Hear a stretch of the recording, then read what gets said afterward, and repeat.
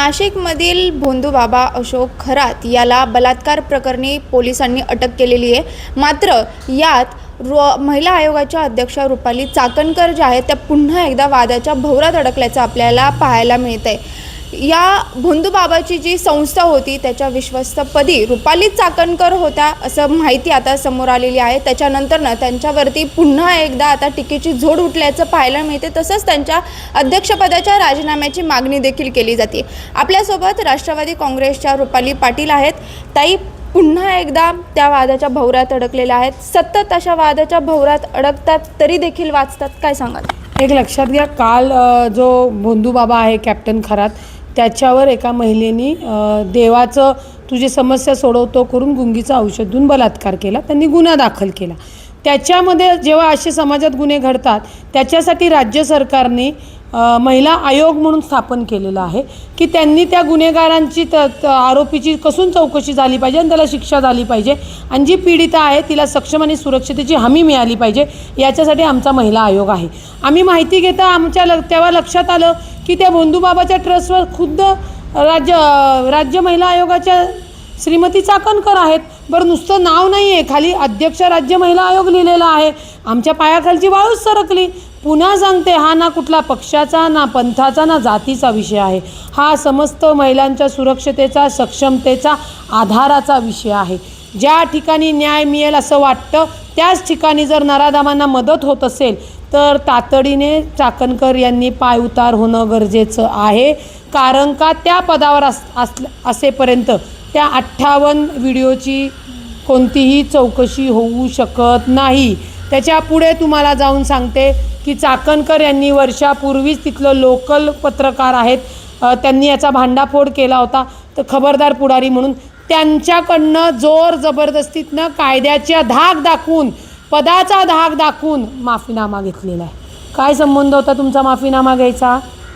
जर तुम्ही त्या ट्रस्टवर आहेत, तुम्हाला माहीत नाही तो माणूस तसा आहे, जर तुम्हाला माहिती मिळाली तर तुम्ही चौकशी करून त्याच्यावर गुन्हा त्याच वेळी दाखल केला असता, कारवाई केली असती, तर आज या महिला त्या अत्याचाराला बळी पडल्या नसत्या।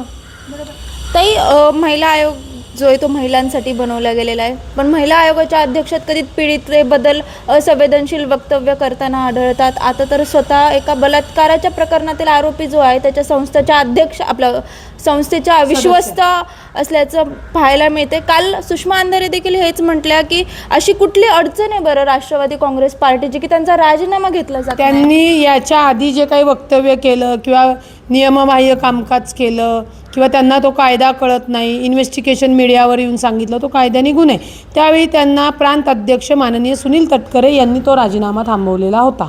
असो, आत्ताचं जे प्रकरण आहे त्या प्रकरणामध्ये जर कोणी राजीनामा थांबवला तर म्हणजे त्यांच्यावरती वशमोहिनी या भोंदूबाबाच्याच सानिध्याने चाकणकरांनी केली आहे का नाही हे बघावं लागेल। जर त्या सातत्याने चुकतायत, त्या पदाला न्याय देत नाही आहे, तर त्यांना त्या पदावर बसवण्याचा अधिकारच नाही आहे। बरं, तुम्ही तुमच्या आवडीनिवडीसाठी नाही बसू शकत कुणाला त्या पदावर दुसऱ्या कोणतरी सक्षम बसवा, मला बसायचं नाही आहे। पुन्हा सांगते, पद, पक्ष, पंथ याच्यात सत्तेतील एकमेकींची स्पर्धा हा विषयच नाही आहे, हा महिलांचा विषय। तिथं तुम्हाला काम करून दाखवायचं आहे। त्यांनी जर काम करून दाखवलं असतं तर त्यांचं नाव कुणी घेतलं असतं का? परंतु त्यांना काम न करता या पदावर राहायचं आहे, म्हणून मला वाटतं या भोंदूबाबाच्या माध्यमातून काही नेत्यांना त्यांनी गपगार केलं असेल। जे 58 व्हिडिओ आहेत ते येऊ द्या समोर, त्याच्यामध्ये कळेल। कालसुद्धा त्यांनी शिर्डीतल्या लोकांना, पोलिसांना फोन केला आहे। जो व्हिडिओ व्हायरल होतो त्या महिलेला पोलिसांनी बोलवलं होतं, त्या महिलेची चौकशी करायची नाही, ज्यांनी व्हिडिओ व्हायरल केला त्यांना मारा। ते कॉल रेकॉर्डिंग मिळतील तुम्हाला पोलीस स्टेशन आणि पोलिसांचे, आणि त्यांचे कुठले नेते फोन करतात तेही काढा। त्यांना सवय आहे नेत्यांवर वशमोहिनी करून, मला वाटतं हे करण्याची, तपास थांबवण्याची।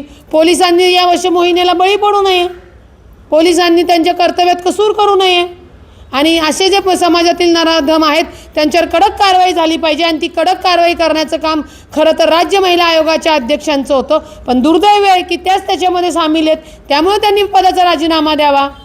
तुम्ही सुनेत्रा पवारांशी या संदर्भात बोलणार आहात का? आणि विशेष म्हणजे आता तरी त्यांचा राजीनामा घेतला जाईल का? त्यांचा राजीनामा घ्यावा, म्हणून माननीय राष्ट्रीय अध्यक्ष सुनेत्रा वहिनी आहेत, उपमुख्यमंत्री पण सुनेत्रा वहिनी आहेत, निश्चित मागणी करणार.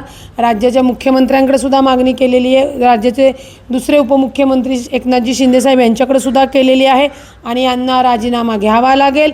यांनी राजीनामा घेतला नाही तर महाराष्ट्रातील माता भगिनींना राज्य महिला आयोगाकडनं अत्याचार होऊ द्या, बलात्कार होऊ द्या हा संदेश जाणार आहे. मग आम्हाला आमच्या महिलांसाठी रस्त्यावर उतरावं लागेल आणि त्याची संपूर्ण जबाबदारी आमच्या सरकारची असेल, एवढंच मी तुम्हाला सांगते. नक्कीच नाशिकमधल्या भोंदूबाबाच्या बलात्कार प्रकरणात आता रुपाली चाकणकर या वादाच्या भोवऱ्यात अडकल्याचं पाहायला मिळते. त्यांच्यावर सतत टीकेची झोड जी आहे वेगवेगळ्या प्रकरणावरून होत असते आणि आता पुन्हा एकदा त्यांच्यावरती या संपूर्ण प्रकरणात टीकेची झोड उठल्याचं पाहायला मिळते. तसंच आता त्यांच्या राजीनाम्याची मागणी केली जाते. रुपाली पाटील देखील आक्रमक झाल्याचं पाहायला मिळतं. त्याच्यामुळे आता तरी रुपाली चाकणकरांचा राजीनामा घेतला जाणार का हे पाहणं महत्त्वाचं असेल. शिवानी लकडे, टाइम्स ऑफ महाराष्ट्र, पुणे.